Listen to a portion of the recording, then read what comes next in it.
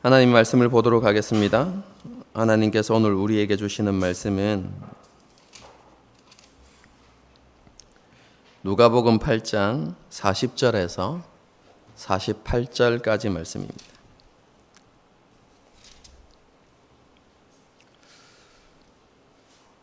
누가복음 8장 40절에서 48절까지 한 절씩 교독하시겠습니다. 제가 먼저 읽습니다.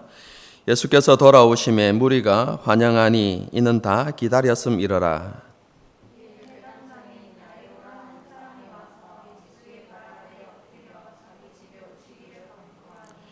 이는 자기에게 12살 된 외딸이 있어 죽어가미러라. 예수께서 가실 때에 무리가 밀려들더라. 아무에게도 고침을 받지 못하던 여자가 예수의 뒤로 와서 그의 옷가에 손을 대니 혈루증이 즉시 그쳤더라. 다 아니라 할 때에 베드로가 이르되 주여 무리가 밀려들어 미나이다. 예수께서 이르시되 내게 손을 댄 자가 있도다. 이는 내게서 능력이 나간 줄 알미로라 하신대.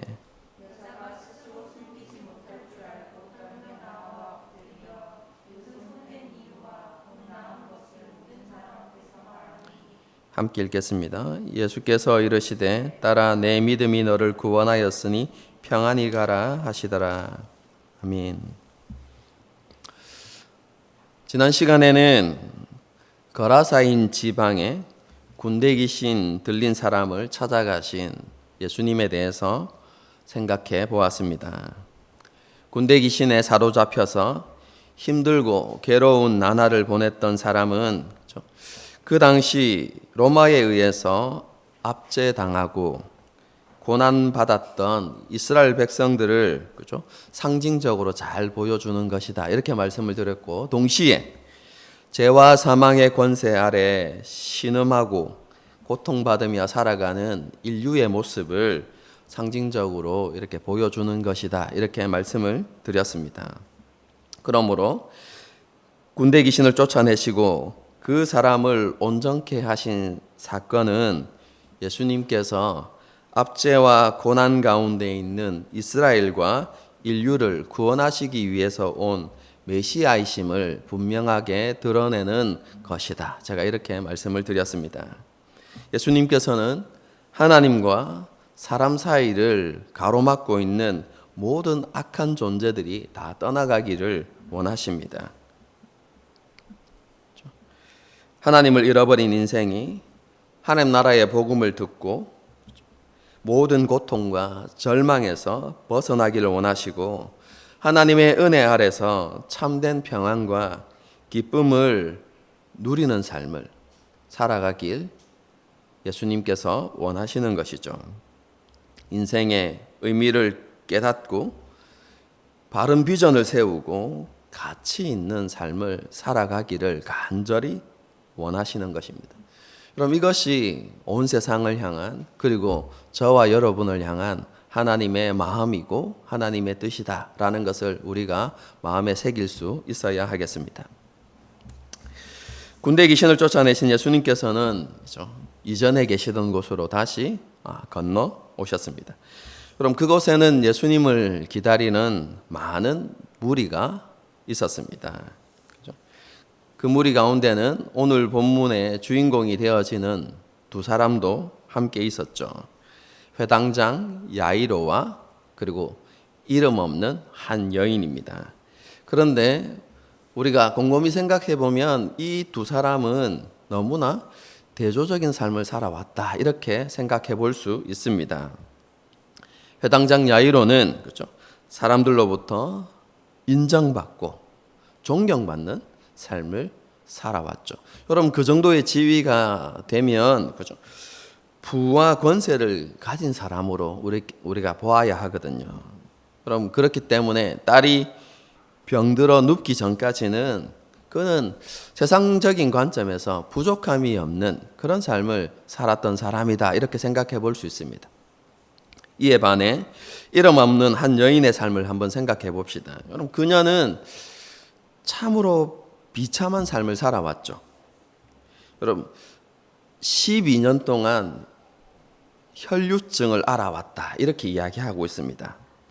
혈류증은 여러분이 잘 아는 대로 그렇죠? 하혈하는 병입니다. 그렇죠? 근데 그 하혈이 그치지 않고 계속되어 왔던 것이죠. 12년 동안. 그렇죠? 여러분 12년 동안 계속해서 조금씩 피가 흐르는 상태였기 때문에 여러분 그녀의 몸은 극도로 이렇게 쇠약해졌을 것입니다. 육신뿐만 아니라 마음도 약해질 대로 약해졌을 것입니다. 그리고 육신도 마음도 지친 상태일 뿐만 아니라 가진 모든 것을 다 탕진했다 이렇게 이야기합니다. 그 병을 고치기 위해서 그렇죠? 용하다는 의사는 다 찾아다녔고 그가 권유하는 방법을 다 사용했을 것입니다. 그렇죠? 의사가 아니라도 그렇죠? 민간요법 그렇죠? 이런 것들도 찾아보면서 어쨌든 그 병을 위해서 그 병을 고치기 위해서 많은 노력을 했는데 그로 인해서 자신이 가진 모든 재산을 탕진하였다라고 그렇게 설명하고 있습니다. 그뿐만 아니라 이 여인은 영적으로도 큰 어려움을 겪어야만 했습니다. 율법의 정결법에 의하면요, 피 흘리는 것은 부정한 일이죠. 여러분, 전에도 말씀드렸지만 부정하다라고 이야기하는 것은 죄를 지었다라는 것과 동일한 의미가 아닙니다. 동일할 수도 있지만, 그렇죠? 같은 의미로 사용될 수도 있지만 그렇지 않을 수도 있습니다. 그럼 부정하다는 의미는 그가 하나님 앞에 나갈 수 없는 정결하지 못한 상태를 이야기하는 것입니다. 잠시 설명을 드리면 구약에는 그렇죠? 생명과 죽음 이 두 가지를 두고 생명으로 나아가는 일들은 정한 일입니다. 그런데 죽음과 가까이 하는 것, 혹은 죽음을 만지는 것, 그죠? 시체를 만진다든지 이런 것들은 다 부정한 것이죠. 그래서 피를 흘리는 것은 그렇죠? 사람이 피를 흘리는 것은 피는 생명이 피에 있는데요. 피가 흐른다는 것은 생명이 빠져나간다라는 개념에 의해서 죽음에 가깝다라는 의미를 가지기 때문에 그것은 부정한 것으로 이렇게 규정하고 있는 것이죠. 그렇죠? 그래서 피가 계속해서 흘렀다. 여러분, 12년 동안 그녀는 부정한 상태였던 것입니다. 여러분, 이런 부정한 사람은 다른 사람과 접촉할 수 없습니다. 왜냐하면 접촉되는 사람들마다 다 부정해지기 때문에 그렇습니다. 그가 만진 모든 물건도 부정해지고 앉은 자리도 부정한 곳이 됩니다. 뿐만 아니라 이렇게 부정한 사람은 성전 제사에 참여할 수 없습니다. 그럼 성전에 나아갈 수 없는 것이죠. 이렇게 보면요, 이 여인은 혈루증이라는 이 병 하나 때문에 거의 모든 것을 잃어버린 참으로 비참하고 불행한 삶을 살아왔다 이렇게 말할 수 있는 것이죠. 그 12년의 세월이 어둡고 그늘진 삶이었다 이렇게 말할 수 있는 것입니다. 여러분, 본문에는 이렇게 대조되는 두 사람이 등장하는데요, 이것을 통해서 우리에게 주시는 그죠? 아주 단순하고 명료한 그죠? 교훈이 있다고 생각합니다. 여러분, 그게 무엇입니까? 그것은 모든 인생에게 예수 그리스도가 필요하다는 것이죠. 여러분, 40절의 말씀을 다시 한번 보십시다. 그죠? 예수께서 돌아오심에 무리가 환영하니 이는 다 뭐라고요? 기다렸습니다. 예수님을 기다렸다는 것이죠. 그죠? 여러분, 세상을 살아가는 사람들의 모습은 참으로 다양하죠. 야이로와 같은 그죠? 많은 것을 누리며 살아가는 사람도 있고요. 이름 없는 이 한 여인처럼 모든 것을 빼앗기고 하루하루를 고통과 힘듦 속에서 살아가는 사람도 있는 것이죠. 처한 환경이 다 다르기 때문에 각자의 모습이 다 다릅니다. 여러분, 하지만 모두에게 똑같은, 그죠? 변하지 않는 한 가지 사실이 있습니다. 여러분, 그게 무엇입니까? 그들이 죄와 사망의 권세 아래서 살아가게 된다는 것입니다. 여러분, 그렇기 때문에 타락의 결과인 죽음과 질병, 고통과 눈물의 삶을 그 어느 누구도 피해갈 수 없다는, 여러분, 그 분명한 사실이 있는 것이죠. 여러분, 이렇게 죄와 사망의 권세 아래 있는 사람들에게 여러분 정말로 필요한 분이 누구입니까? 바로 예수 그리스도이시다. 모든 사람에게 예수 그리스도가 필요하다는 것을 오늘 본문이 우리에게 분명히 보여주고 있는 것이죠. 우리가 가진 것이 무엇이든지 그것은 참된 소망이 될 수 없습니다. 오직 예수 그리스도, 그분만이 참된 소망이십니다. 가진 것이 가난과 질병과 외로움뿐인 절망 같은 인생이라도 여러분, 그들에게 소망이 있습니다. 예수 그리스도, 그분이십니다. 이렇게 오늘 본문은 참된 소망을 찾는 많은 무리가, 그렇죠? 예수님을 기다렸다라는 말씀으로 시작하고 있습니다. 조금 전에도 말씀드렸던 것처럼 이 무리 중에는 회당장 야이로도 있었고 12해 동안 혈루증을 앓았던 여인도 있었습니다. 이 두 사람 가운데 오늘은, 그죠?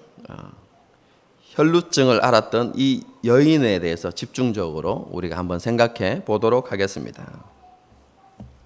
예수님께서 거라사인 지방에서 이렇게 건너오셨을 때 죽어가는 딸로 인해서 깊은 근심 가운데 있던 야이로가 먼저 예수님께 나아갔습니다. 그리고 예수님 발 앞에 엎드려서 간구하죠. 저희 집에 오셔서 저희 딸을 고쳐 주십시오. 이렇게 요청합니다. 그러자 예수님께서 주저하지 않으시고 야이로의 집으로 향하셨습니다. 그런데 가는 도중에 사건이 하나 발생하죠. 예수님께서 갑자기, 그죠? 발걸음을 멈추시고 이렇게 말씀하시는 겁니다. 내게 손을 댄 자가 누구냐? 약간 당황스러운 여러분 상황입니다. 어쨌든 예수님께서 그렇게 물으시니까, 그죠? 사람들이 그죠? 거짓말하기보다는 당황해서, 그죠? 부인하죠. 여러분, 그 자리에 여러분 우리가 조금 있다가 베드로의 말을 살펴볼 것이지만 많은 사람들이 모여서, 그죠? 밀려서 가고 있는 상황입니다. 그리고 그곳에는 예수님을 한번 만져보기 위해서, 그죠? 나온 사람들도 있었죠. 그죠? 여러분, 그렇기 때문에 예수님을 만진 사람이 분명히 있었을 것이고, 하지만 뭐라고 이야기합니까? 예수님께서 갑자기 물으시니까 당황해서 모두 다 아닙니다 라고 이렇게 대답했다, 이렇게 이야기합니다. 그런데 예수님께서 그냥 넘어가지 않으시고 서서 계속해서 기다리시는 거죠. 그러니까 옆에서 베드로가 이렇게 이야기합니다. 지금 사람들이 모여들어서 밀려서 가고 있습니다. 무슨 의미입니까? 그렇죠? 지금 떠밀려서 가고 있기 때문에, 그렇죠? 밀려가지고 어쩔 수 없이 예수님의 몸을 이렇게 만지는 사람들도 생겨나고, 그리고 이 많은 사람 중에는 예수님을 만지기 원하는 사람들이 있기 때문에 그 중에 누군가가 예수님을 만졌을 수 있습니다. 그런데 지금 그렇게 물으시는 이유가 뭡니까? 지금 베드로가 그렇게 이야기한 것입니다. 쉽게 이야기하면 제자들이 보기에도 예수님의 질문이 너무 이상했던 것이죠. 황당했던 것입니다. 이해되지 않는 상황이었던 것이죠. 여러분, 그뿐만 아니라 예수님께서 지금 그 말씀을 하시고 있는 상황은 어떤 상황이죠? 매우 급박한, 긴급한 상황이죠. 오늘날로 이야기하면 여러분, 큰 사고를 당한, 그죠? 환자가 119를 타고 지금 병원에 가고 있는 상황인데요. 그 119 구급차가, 그죠? 멈춰서는 이유 없이 별 다른 이유 없이 멈춰서는 상황인 것이죠. 그렇죠? 지금 12살 된 어린아이가 그렇죠? 언제 죽을지 모르는 상황입니다. 그리고 본문을 읽어보게 되어지면 예수님께서 지금 그런 실랑이를 벌이고 있을 때 그 아이가 죽게 됩니다. 정말로 급박한 순간이었다라는 것을 본문을 통해서 알 수 있죠. 그렇죠? 그런데 예수님께서 그것을 모르셨을까요? 그것을 너무나 잘 아시는 예수님께서 왜 멈추어 서서 제자들뿐만 아니라 그 자리에 있는 대부분의 사람들이 이해할 수 없는 그 질문을 하셨을까요? 여러분, 그 이유가 도대체 무엇이겠습니까? 오늘 본문에는 그것을 명확하게 밝히고 있지 않지만 여러 가지 상황들을 생각해 보면 그 이유를 한 두 가지 정도로 우리가 생각해 볼 수 있을 것 같습니다. 그럼 첫 번째는요, 혈루증을 앓은 그 여인의 믿음을 칭찬하시고 그녀의 믿음을 사람들로 하여금 보게 하기 위해서 예수님께서 그러한 일을 행하셨다라고 생각해 볼 수 있습니다. 우리가 지금 복음서를 살펴보고 있는데 그렇죠? 그냥 복음서 한 권을 가지고 이렇게 지금 예수님의 행적을 살펴보는 것이 아니라 시간의 순서에 따라서 예수님의 행적을 우리가 살펴보고 있다는 거 여러분 잘 알고 계시죠? 여러분, 우리가 이런 본문을 살펴보는 가운데 한 가지 분명한 사실을 우리가 알 수 있습니다. 그게 무엇이냐면 예수님을 따르는 수많은 무리들이 있었지만 그 무리 가운데 예수님을 기쁘시게 할 만한 믿음을 가진 사람들이 거의 없었다는 것이죠. 예수님을 따라다니는 사람들을 대부분은요, 예수님께서 행하시는 기적을 보기 위해서. 그렇죠? 우리도 그렇잖아요. 그죠? 어떤 신기한 일들이 벌어지면 가서 보고 싶은 게 여러분, 우리 인간의 마음이거든요. 심지어 불꽃놀이가 그죠? 터져도 그냥 보고 싶은 게 우리의 그죠? 우리 모습인데요. 예수님께서 이전에 행하지 못했던 여러분 기적을 행하신다는 소식을 들었을 때 가서 보고 싶은 것이 인간의 심리죠. 여러분, 그래서 그러한 기적을 보고 싶은 사람들이 예수님을 많이 따라다녔습니다. 뿐만 아니라 예수님께서 들려주시는 그 말씀, 그 가르침을 듣기 원하는 사람들도 있었습니다. 여러분, 그것을 기뻐하고 좋아하는 사람들이 있죠. 그렇죠? 늘 새로운 것을 듣고 싶고, 그렇죠? 여러분, 그때가 예수님께서 오신 때가 어떤 때입니까? 430년 동안 하나님의 말씀이 없던 때입니다. 그런데 이제 예수님께서 그렇죠? 선지자로 오셨다고 생각했고, 그분을 통해서 하나님의 말씀이 선포되어졌기 때문에 그 말씀을 듣고 싶은 사람들, 그렇죠? 그런 사람들로 여러분, 또 그런 사람들도 많이 있었던 것이죠. 그것뿐만 아니라 성경에서 자주 기록하는 것처럼 병을 고치거나 자신의 문제를 해결받고자 하는 그런 기대를 가지고 예수님을 쫓는 많은 무리들도 있었습니다. 그렇죠? 예수님에 대한 확실한 믿음 없이 막연한 기대나 희망을 가지고 예수님을 쫓는 사람들이 대부분이었던 것이죠. 예수님께서는 이런 무리에게 그렇죠? 이 여인의 믿음을 보여주고 싶었던 것이죠. 이 여인의 믿음을 칭찬하시면서 너희들도 이러한 믿음이 있어야 한다는 것을 말씀하시기 위해서 그렇죠? 예수님께서 잠시 멈추어 서셨던 것이죠. 이것이 첫 번째 이유라고 생각합니다. 그리고 두 번째 이유는요, 혈루병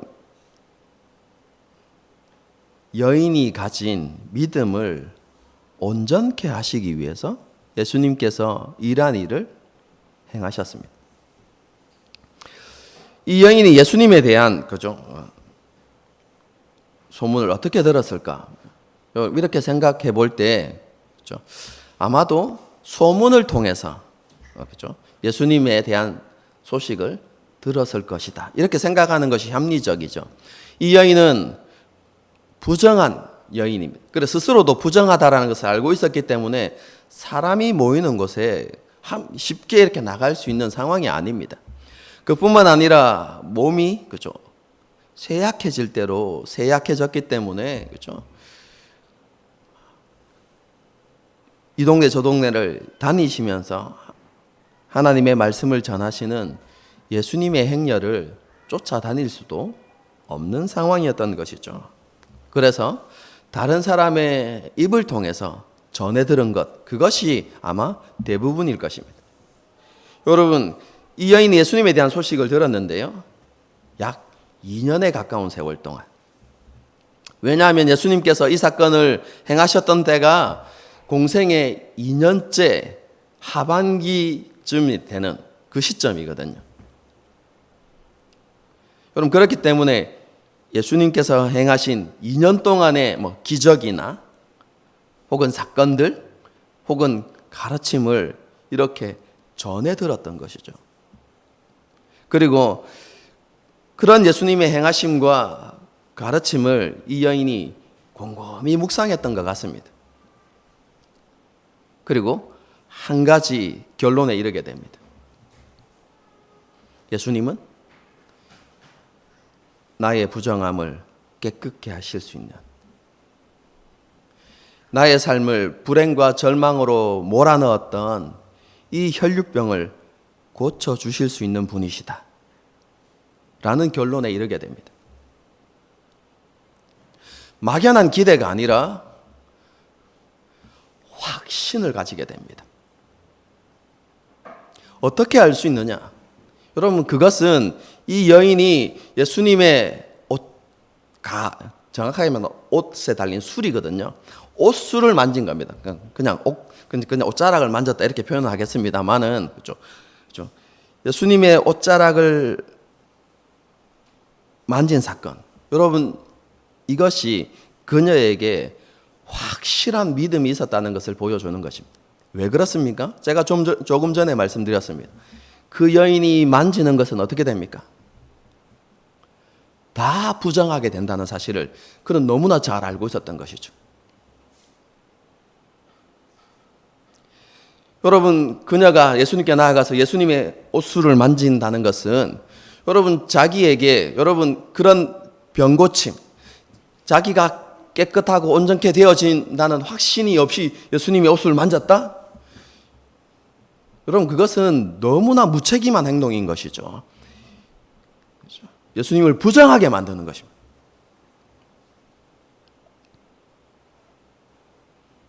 그렇기 때문에 그녀가 이러한 행동을 결심했다는 것은 확실한 믿음이 있었다는 것입니다. 자신이 예수님의 옷을 만지는 그 순간 자기가 나을 것이라는 확신을 가지고 예수님께 나아간 것이죠. 의심이 없는 믿음. 여러분, 그것을 가지고 예수님께 나간 것이죠. 여러분, 예수님에 대한 이 확실한 믿음이 이 여인을 움직이게 만들었습니다. 믿음이 자신의 육신의 쇠약함을 이기게 만들었고 사람 사이를 뚫고 예수님께 나아가게 만들었던 것이죠. 이 여인은 그 믿음으로 예수님의 옷자락을 만졌고 만지는 즉시 혈루증이 완치되었습니다. 그리고 자신의 병이 깨끗하게 나았다는 것을 알고 몰래 그 자리를 빠져나가려고 했던 것입니다.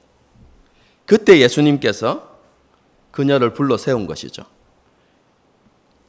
내게 손을 댄 자가 누구냐? 이렇게 물으신 것입니다. 여러분, 다시 말씀드리지만 그녀의 믿음이 잘못된 믿음으로 나아가지 않도록 하기 위해서 예수님께서 그렇게 하신 것입니다.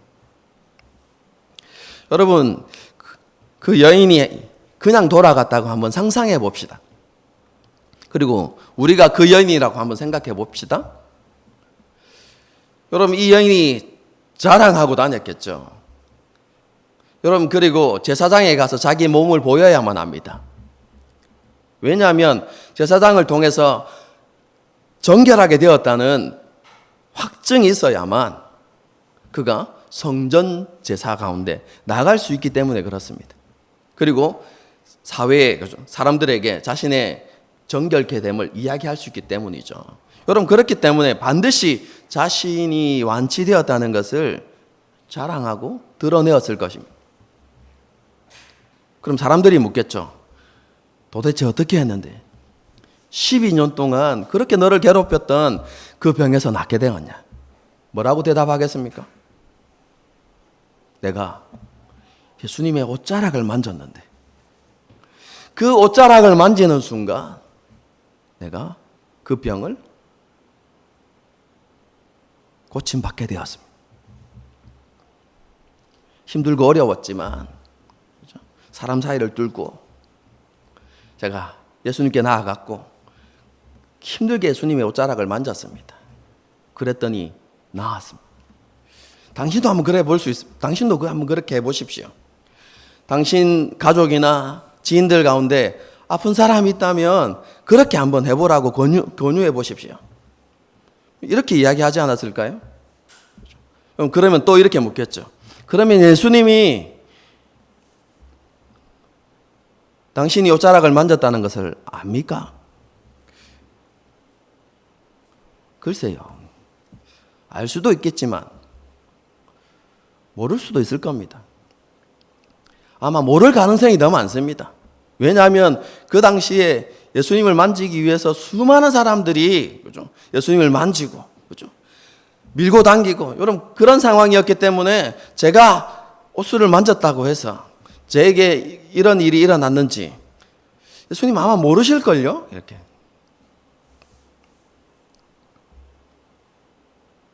여러분, 아마 그렇게 결론을 내렸을 것입니다. 예수님께서는 여인이 이런 잘못된 믿음에 이르지 않도록 하기 위해서 그녀를 만나신 것입니다. 여러분, 치료의 능력이 옷자락에서부터 시작된 것이 아니라 예수님으로부터 나온 것임을 알게 하기 위해서.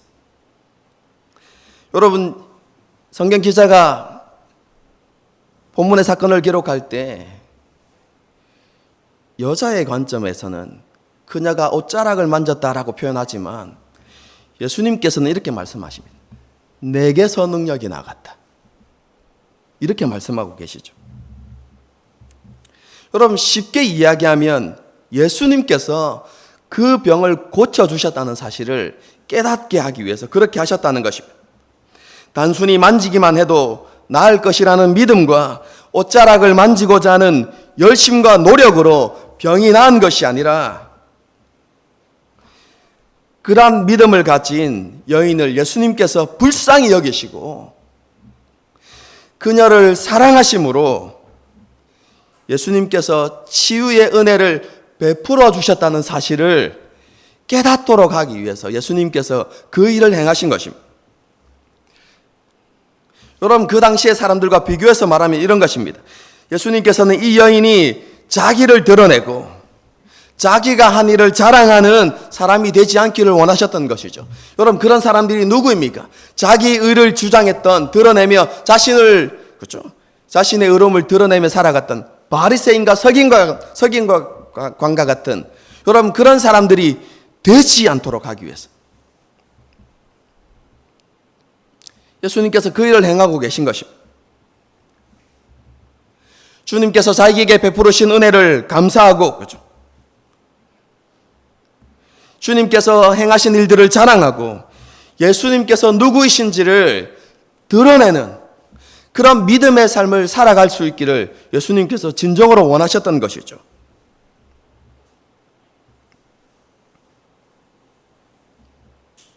여러분, 그것을 위해서 나를 드러내는 신앙이 아니라 예수님이 누구이신지 알고 예수님을 드러내고 예수님을 자랑하는, 그리고 자기에게 임한 그 회복과 은혜가 주님께서 주신 것이라는 사실을 깨닫도록 하기 위해서 예수님께서 그 일을 행하셨던 것이죠.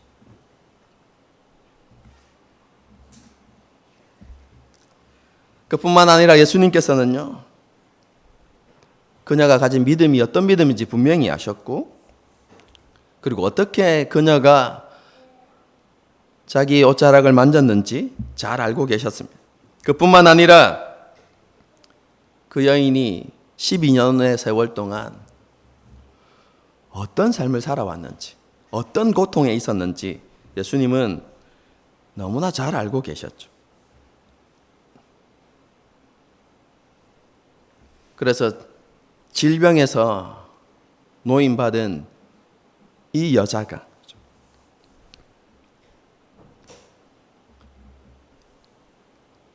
무너지고 깨어진 마음도 회복하고 영적으로도 회복하기를 예수님께서 간절히 원하셨다는 것이죠. 그래서 그녀를 불러 세우고 이렇게 말씀하십니다. 따라.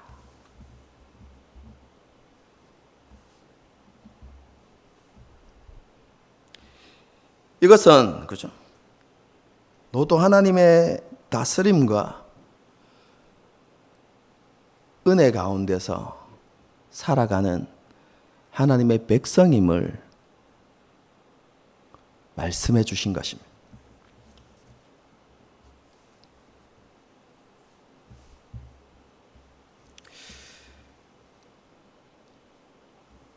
하나님의 백성이며 사랑받는 자녀임을 다시 한번 그녀에게 말씀해 주신 것입니다. 하나님의 친밀한 사랑이 그 여인을 향하고 있다는 사실을 확증해 주신 것이죠.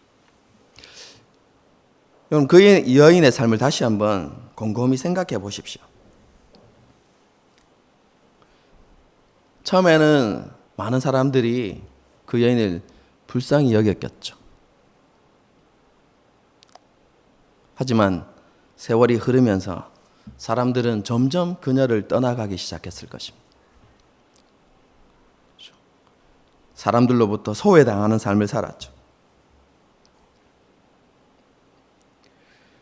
처음 한두해는 성전 가운데 나아가지 못해도 이 병이 나으면 언젠가는 나아갈 수 있을 거야, 이렇게 생각했겠죠.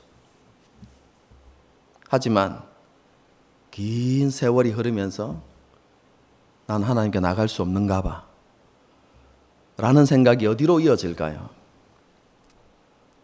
내가 하나님의 백성으로부터 끊어졌구나, 그런 저주를 받았구나. 여러분, 이런 생각에 빠지게 되는 것이죠.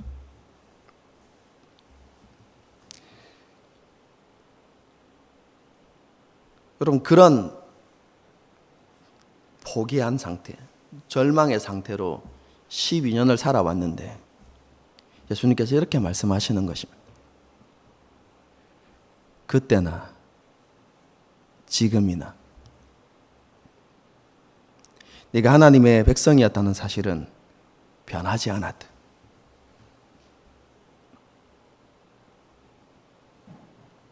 그때나 지금이나 너는 여전히 하나님의 다스림과 보호하심 아래서 살아가는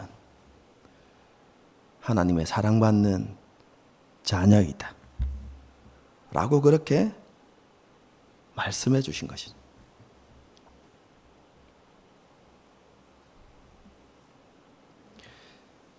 예수님께서 그녀의 마음에 상처를 만지신 것이고, 그죠? 침체되어진 그의 영을 회복시켜 주신 것이죠. 여러분, 이것이 따라 내 믿음이 너를 구원하였다, 평안히 가라, 이 말씀에 담긴 의미입니다. 우리는 이 사건을 통해서 그렇죠? 믿음의 본질을 보게 됩니다.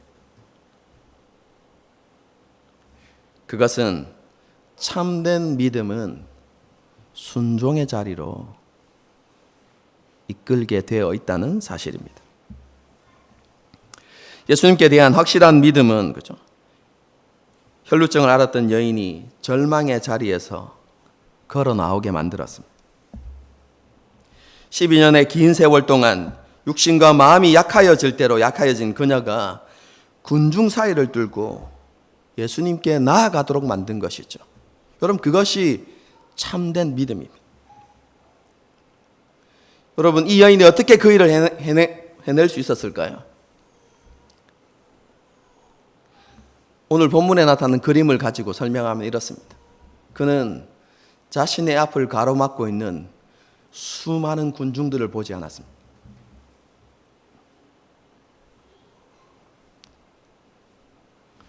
예수 그리스도 그분께 시선을 고정시켰고 그분을 향한 확실한 믿음을 가지고 예수님께 나갈 수 있었던 것이죠.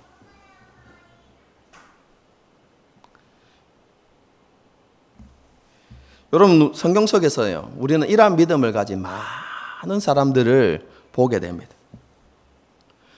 모세는 바로와 애굽의 군대를 보지 않았습니다.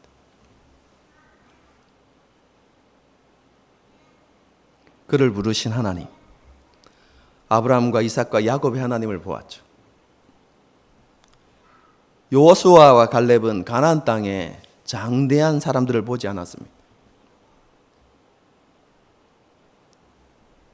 약속을 성취하시는 하나님을 바라보았던 것이죠. 우리가 너무나 잘 아는 다윗,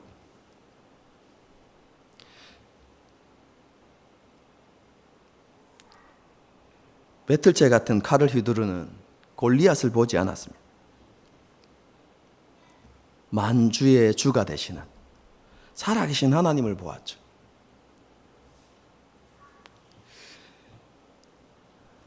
믿음의 사람들에게 시련과 아픔이 없다는 것이 아닙니다.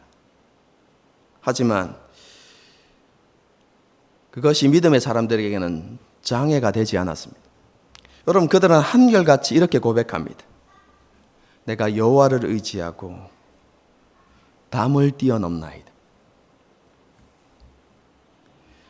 혈루증을 앓던 여인은 그런 믿음으로 예수님을 바라보았고 쇠약해진 육신과 수많은 군중이라는 담을 뛰어넘었죠. 그리고 결국 예수님의 옷자락을 만지게 되었고, 그리고 그 순간 하나님의 능력을 경험하게 됩니다. 예수님께서 그녀의 믿음을 보시고 치유와 회복의 은혜를 베풀어 주신 것입니다. 여러분, 우리는 이것을 가리켜서 믿음의 역사라고 부릅니다. 여러분, 어떤 사람이 이러한 믿음의 역사를 누리며 살아갈 수 있습니까? 역대하 16장 9절은 분명하게 이렇게 이야기합니다. 여호와의 눈은 온 땅을 두루 감찰하사 전심으로 자기에게 향하는 자들을 위하여 능력을 베푸시나니. 여호와의 손이 짧아진 것이 아닙니다, 여러분.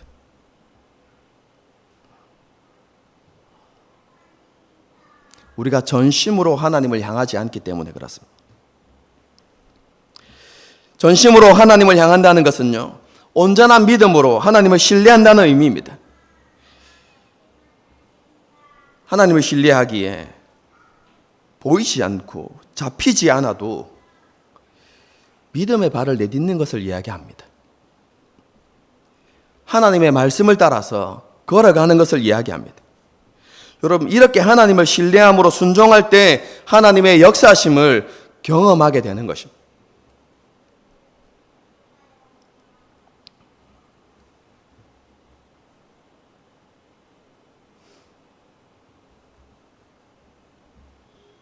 하나님을 향한 온전한 믿음이 말씀의 능력을 경험하게 하는 것입니다.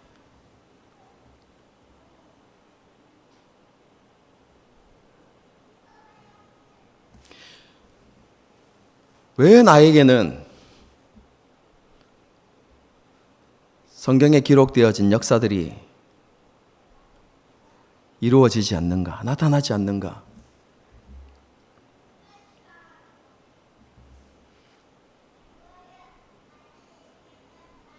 하나님이 살아계시지 않아서가 아니라 우리가 전심으로 하나님을 찾지 않기 때문에 그렇습니다.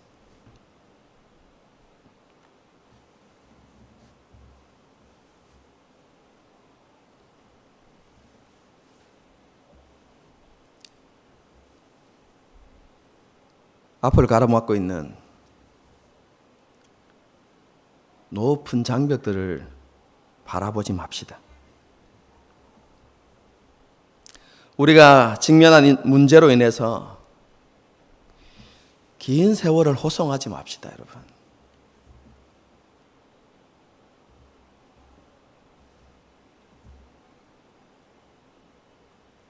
다시 믿음의 눈을 들어서 주님을 바라보고 우리의 시선을 그분께 고정시킵시다. 그리고 확신해야만 합니다.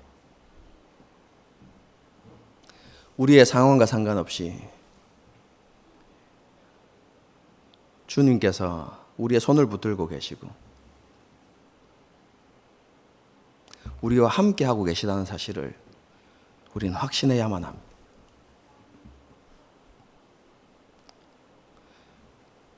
우리의 모습과 우리의 상황과 상관없이 우리는 항상 하나님의 사랑받는 자녀라는 사실들을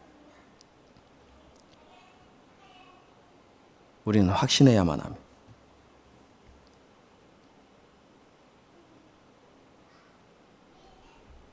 우리가 믿음으로 걷기만 하면 하나님께서 앞서 행하시고 하나님께서 역사하실 것이라는 믿음을 가져야 하는 것이죠. 이러한 믿음으로 담을 뛰어넘고 예수님의 옷자락을 만지는 삶을 살아가는 저와 여러분이 되기를 원합니다. 그래서 우리의 삶 속에 내게 손을 댄 자가 누구냐? 라는 그 주님의 음성이 들려질 수 있기를 주님의 이름으로 축복합니다. 누리며 살아갑시다. 그렇죠?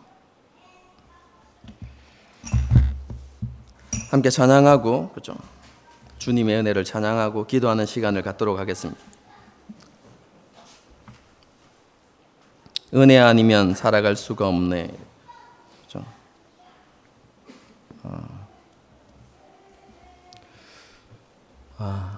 그렇죠. 자주 말씀드리지만 하나님께서 우리에게 넉넉히 이길 수 있는 은혜를 주셨습니다. 그런데 우리가 하나님의 방법을 믿지 않기 때문에, 그죠? 넉넉히 이기지 못하고 겨우 이기는 삶을, 아니 겨우 버티는 삶을 살아가는 것뿐입니다.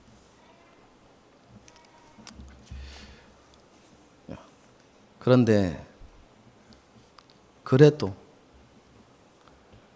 그런 우리지만, 그죠? 우리를 향한 하나님의 은혜는 변치 않습니다. 하나님 여전히 우리를 향하여서 아들아, 딸아 이렇게 불러주시는 것이죠.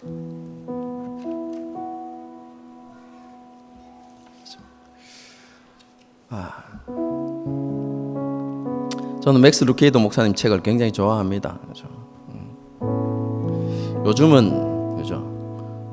잘 안 보는데요. 한때 그 목사님의 팬이 돼가지고 얼굴 한번 본 적 없지만 한국에 번역되는 모든 책들은 다 사가지고 읽었습니다. 그분의 책에 이런 표현이 있습니다.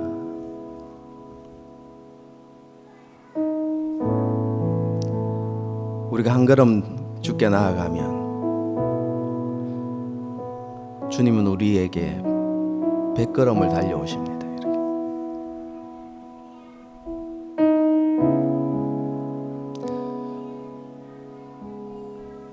우리 힘으로 믿음의 길을 걸어야 한다고 착각하지 마십시오.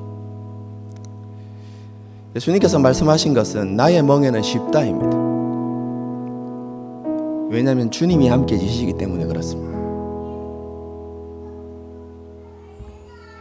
우리가 첫 발을 내디디면 주님께서 우리와 함께 그 믿음의 길을 걸어가십니다. 우리를 이끄시고 우리를 보호하시고 지키시고 우리를 채우시고 우리가 감당할 수 없으면 자신의 능력으로 우리를 둘러덮으시고 그 고난과 아픔을 지나가게 하십니다. 이겨내게 하십니다. 그래서 쉬운 것입니다. 우리가 해야 하는 것은 확신을 가지고 내디디면 천길 낭떠러지로 떨어질 것 같은데 그럼에도 불구하고 믿음의 발걸음을 내디뎌 보는 것입니다. 그러면 주님이 일하심을 보게 됩니다. 그 길이 참으로 안전하고 형통한 길이라는 것을 알게 됩니다.